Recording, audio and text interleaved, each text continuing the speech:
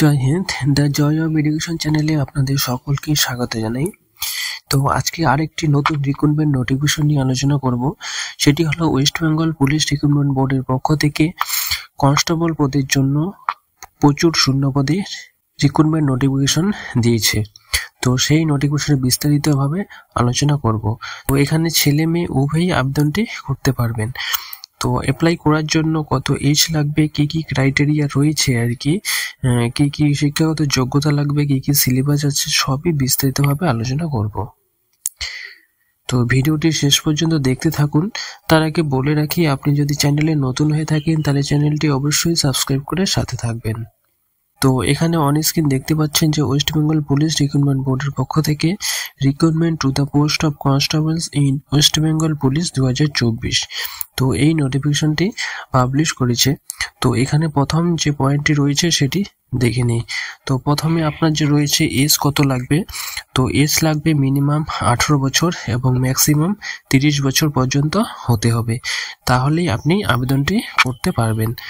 তো এছাড়া এখানে যে 5 বছরের ছাড় পাবে যারা এসসি ক্যাটাগরিতে রয়েছে, এবং যারা ওবিসি ক্যাটাগরিতে রয়েছে তারা 3 বছরের জন্য ছাড় পাবে।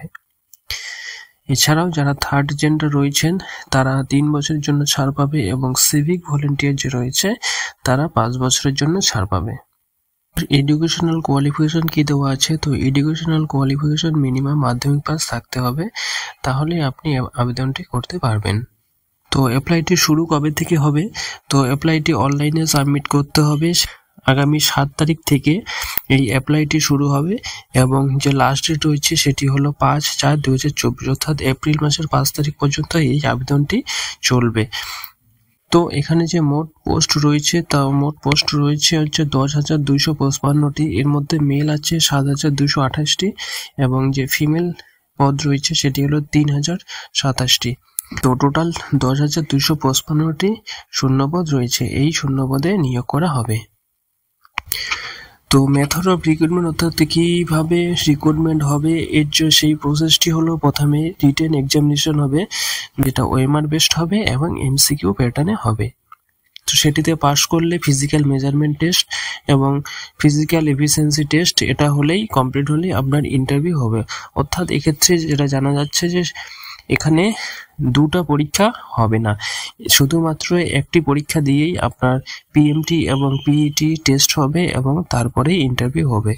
তো এখানে প্রিলিমস এবং মেইন এই দুই পরীক্ষা হবে না, এখানে শুধুমাত্র একটি পরীক্ষাই হবে। তো রিটেন যে এক্সামিনেশন হবে সেটি ম্যাক্সিমাম 5 নম্বরের মধ্যে হবে। এর মধ্যে জেনারেল অ্যাওয়ারনেস এবং জেনারেল নলেজে থাকবে 25 নম্বর, ইংলিশে থাকবে 10 নম্বর, এলিমেন্টারি ম্যাথামেটিক্সে থাকবে 25 নম্বর, এবং রিজনিংয়ে থাকবে 25 নম্বর। এই টোটাল 85 নম্বরের মধ্যে আপনার রিটেন এক্সামিনেশন হবে।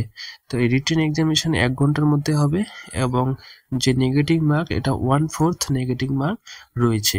এরপরে সেটা যদি আপনি পাস করেন তাহলে পিএমটি এবং পিইটি টেস্ট হবে। এরপরে সেটা কমপ্লিট হলেই আপনার ইন্টারভিউ হবে। এবার ইন্টারভিউ হয়ে গেলেই সেটা যদি আপনি পাস করেন তাহলে আপনার ফাইনাল সিলেকশন হয়ে যাবে। তো পিএমটি এবং পিইটিতে কি কি ক্রাইটেরিয়া রয়েছে সেগুলি একটু দেখে নিই।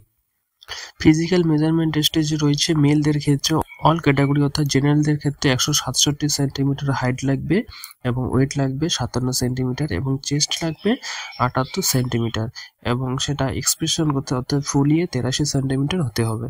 এছাড়া যদি গোর্খা, গাড়ওয়ালি, রাজবংশী এবং শিডিউল ট্রাইব হয়ে থাকেন তাহলে 160 সেন্টিমিটার হাইট লাগবে, 53 কেজি ওয়েট লাগবে, এবং সেটা চেস্ট লাগবে 76 সেন্টিমিটার, এবং সেটা ফুলিয়ে হতে হবে 81 সেন্টিমিটার।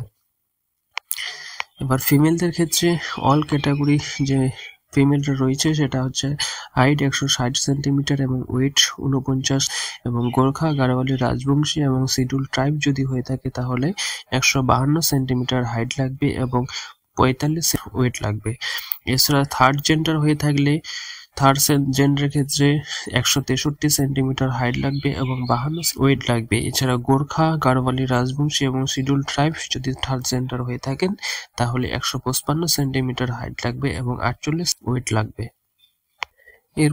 এরপরে আছে ফিজিক্যাল এফিসিয়েন্সি টেস্ট। এই ফিজিক্যাল এফিসিয়েন্সি টেস্টে মেলদের ক্ষেত্রে 1600 মিটার রান রয়েছে, সেটা কমপ্লিট করতে হবে 6 মিনিট 30 সেকেন্ডের মধ্যে, এবং ফিমেলদের ক্ষেত্রে 800 মিটার রান রয়েছে, সেটা 4 মিনিটের মধ্যে কমপ্লিট করতে হবে, এবং থার্ড জেন্ডারের ক্ষেত্রে 800 মিটার রান রয়েছে, সেটা 3 মিনিট 30 সেকেন্ডের মধ্যে কমপ্লিট করতে হবে। তো অ্যাপ্লাই করার জন্য যে ফিস লাগবে, সেই ফিস লাগবে অল ক্যাটাগরির জন্য 150 টাকা, এবং প্রসেসিং ফি রয়েছে 20 টাকা। টোটাল 170 টাকা পে করতে হবে, এবং শিডিউল কাস্ট এবং শিডিউল ট্রাইবদের জন্য 20 টাকা প্রসেসিং ফি দিতে হবে। এখানে অ্যাপ্লিকেশন ফি তাদের দিতে হবে না। তো অ্যাপ্লাইটি করবেন কোথা থেকে? তার জন্য আপনাকে যে কোনো একটি ব্রাউজার থেকে prb.wv.gov.in এই ওয়েবসাইটটি খুলতে হবে। এইখান থেকে আপনি অ্যাপ্লাইটি করতে পারবেন। তো এই ইনফরমেশনটি দেওয়ার ছিল। নেক্সট কোনো ভিডিও নিয়ে আবার আসবো। Thank you. জয় হিন্দ।